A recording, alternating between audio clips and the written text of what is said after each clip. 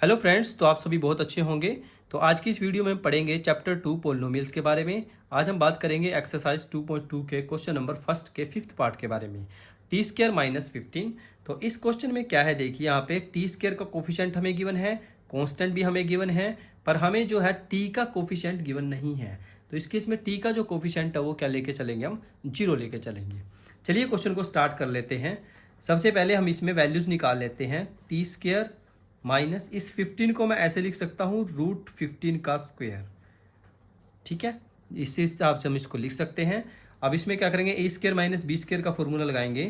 क्या फॉर्मूला होता है, ए माइनस बी और साथ में ए प्लस बी, ये फॉर्मूला हम लगाएंगे। ठीक है, देखिए 15 को हम ऐसे लिख सकते हैं √15 का स्क्वायर, क्योंकि स्क्वायर से रूट कैंसिल होगा तो 15 ही आएगा।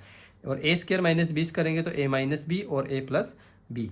अब क्या करेंगे, या तो टी माइनस √15 0 के बराबर होगा, या फिर टी प्लस √15 0 के बराबर होगा। यहाँ से टी की वैल्यू आएगी √15 और यहाँ से टी की वैल्यू हमारे पास आएगी माइनस के √15। तो टी की दो वैल्यूज आ जाती हैं, एक आती है हमारे पास √15, एक आती है माइनस के √15। दोनों वैल्यूज़ में हम एक को मान लेते हैं अल्फ़ा, अल्फ़ा हमारे पास आ जाएगा √15, और एक को मान लेते हैं बीटा माइनस के √15। ठीक है, इस तरीके से।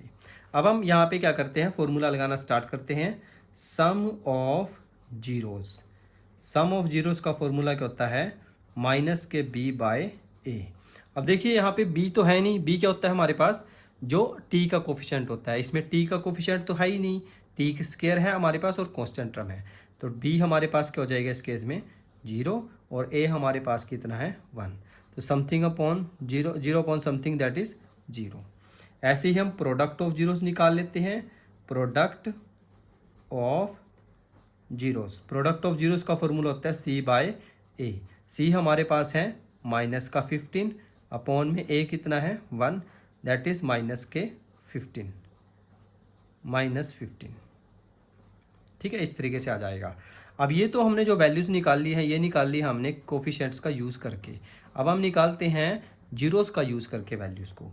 तो sum of zeros, sum of zeros, sum of zeros का फॉर्मूला होता है अल्फ़ा प्लस बीटा। अल्फ़ा कितना है हमारे पास √15 प्लस, और ये है बीटा हमारे पास है माइनस के √15। प्लस माइनस माइनस, और दोनों को जब माइनस करेंगे तो कितना आ जाएगा 0। ऐसे ही हम निकाल लेते हैं प्रोडक्ट ऑफ जीरोस का। Product of zeros, product of zeros में निकाल लेंगे alpha beta is equal to √15, इसके साथ मल्टीप्लाई करेंगे माइनस के √15। तो दोनों की जब मल्टीप्लाई करेंगे तो कितना आएगा माइनस के 15। ठीक है, तो इस तरीके से हमने देखिए यहाँ पे क्या किया, सम ऑफ जीरोज भी हमारे पास 0, यहाँ पे भी 0, और प्रोडक्ट ऑफ जीरोज में -15, यहाँ पे भी -15। तो बहुत ही आसान है, सिर्फ आप इसको सिंप्लीफाई कीजिए। चलिए नेक्स्ट क्वेश्चन पे चलते हैं। नेक्स्ट क्वेश्चन हमारे पास है इसी एक्सरसाइज का फर्स्ट का 6th पार्ट। इसको हम यहाँ पे स्टेटमेंट लिख लेते हैं। सबसे पहले स्टेटमेंट हमारे पास कुछ इस हिसाब से है, 3x² माइनस x माइनस 4। अब इस क्वेश्चन में देखिए हमारे पास x² का भी हमारे पास कोफिशिएंट है, x का भी कोफिशिएंट है, और कांस्टेंट टर्म का भी कोफिशिएंट है। तो क्या करेंगे, देखिए 4 3 जा 12। हमें ऐसे फैक्टर बनाने हैं कि मल्टीप्लाई करके 12 आए और प्लस माइनस करके हमारे पास -x आए या -1x आए। तो कैसे करेंगे, देखिए 3x² minus 4x plus 3x minus 4। देखिए इसमें क्या हुआ, 4 3 जा 12, और 4 में से 3 माइनस करेंगे तो माइनस का बनाएगा। अब इन दोनों वैल्यूज़ में से हमारे पास क्या कॉमन आएगा, x कॉमन आएगा। यहाँ से हमने x बाहर ले लिया, यहाँ पे कितना आ जाएगा 3x, यहाँ से x बाहर आएगा, कितना बचेगा 4। अब इन दोनों में कुछ भी कॉमन नहीं है, तो जिसमें कुछ भी कॉमन नहीं है उसमें से हम क्या कॉमन लेते हैं, 1 कॉमन लेते हैं। तो 3x माइनस 4 आ जाएगा। दोनों में से 3x माइनस 4 कॉमन ले लो, तो हमारे पास यहाँ पे बचेगा x, यहाँ पे बचेगा +1। तो यहाँ से दो वैल्यूज़ हमारे पास x की आ जाएंगी, या तो 3x माइनस 4 0 होगा, या फिर x + 1 की वैल्यू 0 होगी। तो यहाँ से आ जाएगा 3x इज इक्वल टू, ये -4 उधर जाके प्लस का हो जाएगा, तो x की वैल्यू आ जाएगी 4/3। सेम टू सेम हम यहाँ से भी ऐसे ही कर लेते हैं, x इज इक्वल टू -1। तो एक को हम मान लेते हैं अल्फ़ा और एक को हम मान लेते हैं बीटा। तो अल्फ़ा की वैल्यू हमारे पास है 4/3 और बीटा की वैल्यू हमारे पास है -1। चलिए इसको सिंप्लीफाई कर लेते हैं। अब हम फॉर्मूला लगाएंगे सम ऑफ जीरोस का। सम ऑफ जीरोस का क्या फॉर्मूला होता है? सम ऑफ जीरोस का फॉर्मूला होता है माइनस के बी बाय ए। माइनस बी कितना है हमारे पास यहाँ पे? -1, और ए कितना है हमारे पास? 3। Minus minus plus that is 1/3। ठीक है, बहुत आसान है। ऐसे हम निकाल लेते हैं product of zeros. Product of zeros, product of zeros का फॉर्मूला होता है सी बाय ए। सी हमारे पास है -4 और ए कितना है हमारे पास? 3। ठीक है, -4/3। अब ये जो वैल्यूज़ हमने निकाली है ये हमने निकाली है कोफिशिएंट्स का यूज़ करके।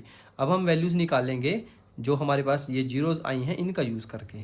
जीरोज़ का यूज़ करके सबसे पहले हम निकालते हैं sum of zeros. Sum of zeros का फॉर्मूला होता है alpha plus beta is equal to, alpha कितना है हमारे पास? 4/3, बीटा हमारे पास है -1। सिंप्लीफाई करते हैं इसको, 4/3 -1, यहाँ पे 3 एलसीएम ले लेते हैं। 4 - 3 × 3, 4 में से 3 गया 1, यानी कि 1/3। सेम ऐसे ही हम प्रोडक्ट ऑफ जीरोस निकाल लेते हैं। Product of zeros, product of zeros का फॉर्मूला होता है अल्फ़ा बीटा, यानी कि दोनों की मल्टीप्लाई। अल्फ़ा हमारे पास है 4/3 और बीटा हमारे पास है -1, तो मल्टीप्लाई करेंगे तो कितना आएगा? -4/3। तो इस वीडियो में हमने क्या सीखा कि किस तरीके से हम कोई भी पोलिनोमियल हमें गिवन हो उसमें हम जीरोस का और नंबर ऑफ जीरोस का और प्रोडक्ट का और कोफिशिएंट्स का रिलेशन किस हिसाब से हम उसको बना सकते हैं। तो आई होप ये वीडियो आपको बहुत पसंद आएगा। अपने फ्रेंड्स को ज़रूर शेयर करें। Thank you.